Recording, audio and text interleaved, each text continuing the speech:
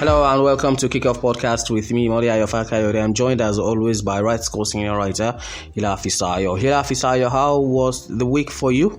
Monday, Tuesday, Wednesday, Thursday, lots of football. How are you? Yeah, I'm good. And I'm very, very so much happy today that a certain stadium has been dismantled, Demolished.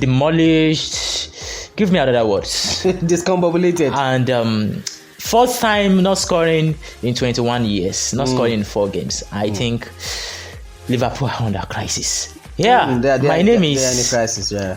Hila Fisayo. You can call me Hila. Thanks for having me again, and thanks to everyone listening to us. Let's start from Liverpool. They lost by a goal to nil on Thursday to Burnley. It was a result nobody expected. Not even the punters expected that. Not even the big bookmakers expected Liverpool to lose to Burnley. If there was a team everybody expected to end that unbeaten run at Anfield, everybody expected that team to be Man United, but it wasn't meant to be.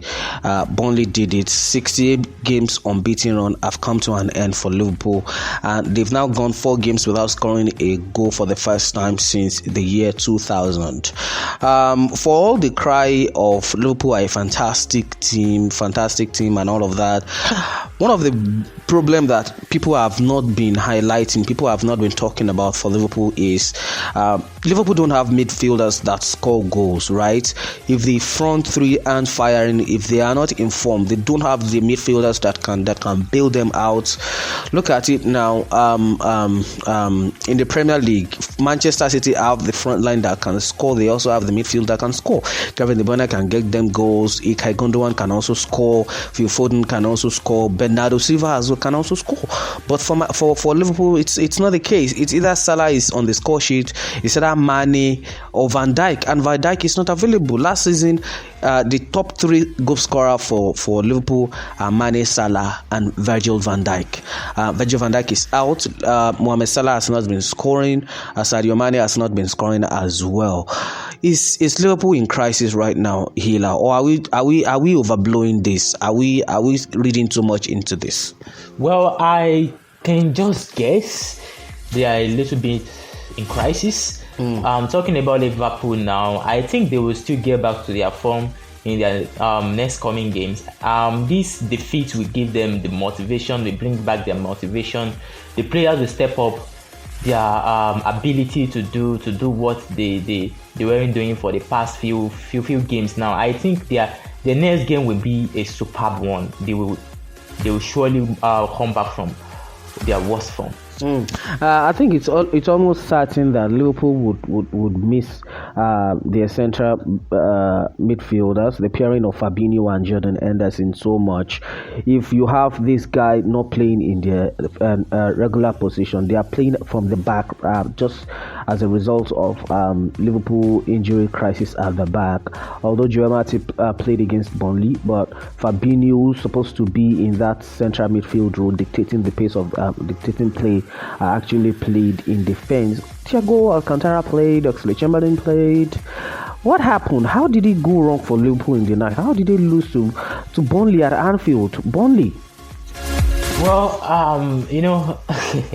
there is an end to some things in life. I think unbeaten run, particularly, there is an end. Come to an end. It will surely come to an end. So even if they are in good form and Burnley beat them, I won't be surprised because remember last season, Watford. Yeah, Watford. Yeah, exactly. So even when they were flying high last season. Exactly. So I just think this just come like that, and Liverpool will come back to their form very, very soon. Their next game will be something we will be talking about as different one. So I think Liverpool is just in bad form right now, and they will come back to it.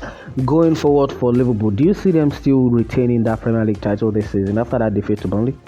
No, and most especially they failed to score now in 4 games. Yeah, I can't judge them by their loss to Burnley right now, because Liverpool are a team that fantastic team. Yeah, they are a fantastic team right now, and I can't just judge them with a game like Burnley. So I think they will still come back and contend for the title, but not this Burnley defeat will make also rule them out from it. Don't rule Liverpool out yet. Yeah, sure. Let's talk Chelsea and Frank Lampard. Hila, you and I have been raging before we start the recording this pod. We've had a lot of debates on Frank Lampard and Chelsea. He's under immense pressure. 5 defeats in 8 games now for Frank Lampard, and he's under immense pressure. There's a report that he's been given an ultimatum. The next 3 games that they expected him to salvage things and save Chelsea's season. Can Frank Lampard save himself? Can he turn the situation around at Chelsea? Can he do it? Well, what people are not noticing, again 2-0 they came power to Leicester City on Tuesday. By the way, we'll talk about Leicester, but because Chelsea they weren't that terrible, but it was just that Leicester City were more clinical. They knew what they really wanted. But the point is, can Frank Lampard really turn the situation around at Chelsea? Well, what people are not noticing about Chelsea is they also struggled when playing small teams. They also struggled. But the quality of those players makes them win those games because of the qualities of the players those players have. So talking about Lampard now, I think he is the problem because these players they delivered for him when playing the small teams. Because even with his bad formation, with the way he set out his team, they even give him the result when it comes to small teams because of the quality they have in hand. So when they played against teams that are more let me say more equipped, more better. So not that they play very bad also, but the difference will show. So even against Leicester, they had more ball possession, but because these teams are a kind of team that is more clinical, more better, and they couldn't get past through. So I think Lampard has to change some things in the squad. He need to step up his games. Don't you think Chelsea fans are getting a bit overboard? This was a guy that didn't have Timo Werner, he didn't have Hakim Ziyech, he didn't have Ben Chilwell, he didn't have Kai Havertz, he didn't have Thiago Silva last season. Nobody expected him to even qualify for the Champions League spot, and he did it with the academy players, with relatively unknown players. He brought Mason Mount on board, Tammy Abraham as well, Reece James, so many young players on board last season to do it for him. The transfer ban affected Chelsea. They couldn't sign anybody, and he brought the academy guys, and he did it for Chelsea. He took them to the Champions League spots when nobody expected him to do that. Don't you think you guys, Chelsea fans are just being too harsh on Frank right now? At the beginning of the season, Chelsea were doing well. Yes, they've not. You were saying that they aren't doing well against big boys. United are topping the Premier League table this right now. They've not defeated any top side in England. So I don't understand. You may argue they've defeated Leicester, they defeated Everton, but these are not your traditional top teams in England. What exactly? Don't you think Chelsea fans are being too harsh on him? Well, judging Frank Lampard from last season form, I can't really say they are harsh or not, because last season was a very worst season for Chelsea. Also, just the pandemic that didn't let this shows, and there are some things that flop after the pandemic. So talking about Chelsea last season, if Chelsea score 5 goals, they concede 4 goals. If they score 6 goals, they concede 5. Chelsea was, according to statistics, Chelsea was very, very, very worst last season. Very, very worst. And talking about Frank Lampard right now, that Chelsea fans were ungrateful or something. Chelsea season last season is not something we should be proud about, because these teams after pandemic they lose form. That's one of the reasons Chelsea make it to the top 4 last season. And I'm not saying Lampard doesn't do well or doesn't deserve more time right now. But talking about last season, judging him about last season also was a worst season for Chelsea.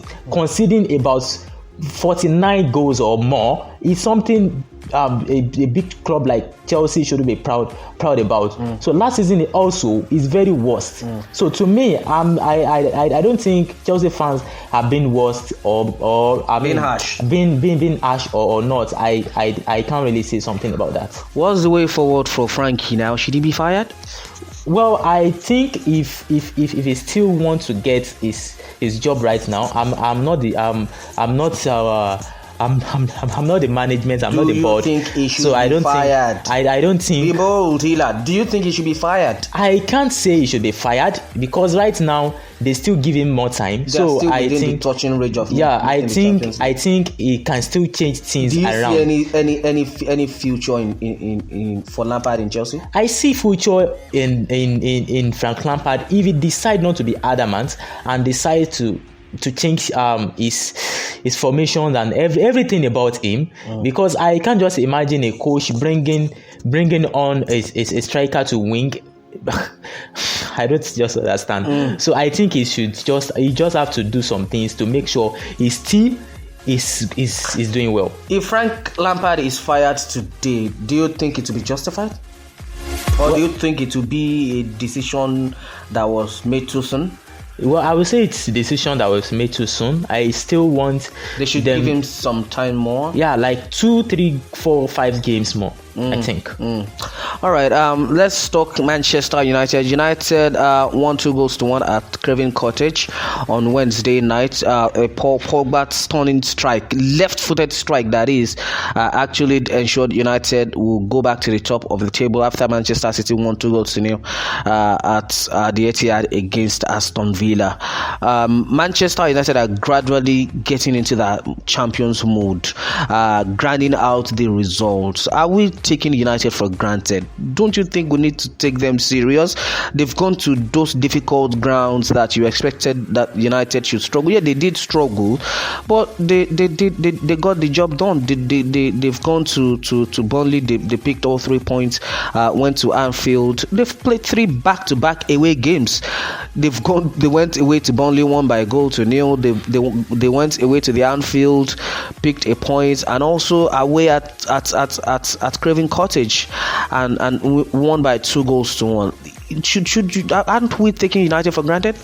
Well, I think United right now, they are doing so much as possible to make sure they take the title this season. But there is a certain team things are not focusing on, which is Leicester City. This team has been doing well, and I think people should talk more about Leicester right now, because this team, they're just under the radar right now. Yeah, I'm telling you. So I think Leicester City must go to Brendan Rodgers. Exactly. I think Leicester City are doing more right now. Leicester City are the real picture of a team that is well managed.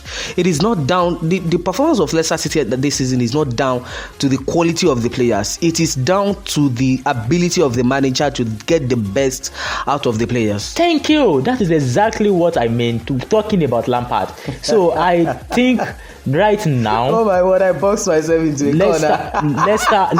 Leicester City right now, they are doing better because the way their manager is managing them. A well-coached side. Yes, exactly. So I think people are not talking about Leicester right now. And indeed, so far this season, here, let me put you on the spot. Who has been the best manager so far? Rafa Sinotu, Ole Gunnar Solskjaer, Ancelotti, Brendan Rodgers. Who has been the best? Pep Guardiola. Well, I would like to pick Brendan Rodgers, this Leicester City manager, because of how much they've spent. Yeah, because he has been doing well. He has been doing well. And who is going to win the title halfway into the season? Can you look into your crystal ball? Who is going to win the title come May? If Man City doesn't win this, then I guess Leicester. All right, that's the size of the podcast, guys. Thanks for listening. On Right Score Twitter at Right Score Update on Twitter and on Instagram. Like our page on Facebook as well at Right Score. And for Kimsa is my Twitter handle, and at Hila_Fisayo. Hila, your final word. Yeah, thanks for listening to us. Make sure you stay safe, wash your hand regularly, and make sure you say no to rape. This is Afe Do For No by Brimo. Thanks for listening to the pod. Bye bye. Catch you next time. Bí ẹni lógi ṣáná ọmọ ìyá àgbà àwọn àgbà mẹ́ni mo jẹ́.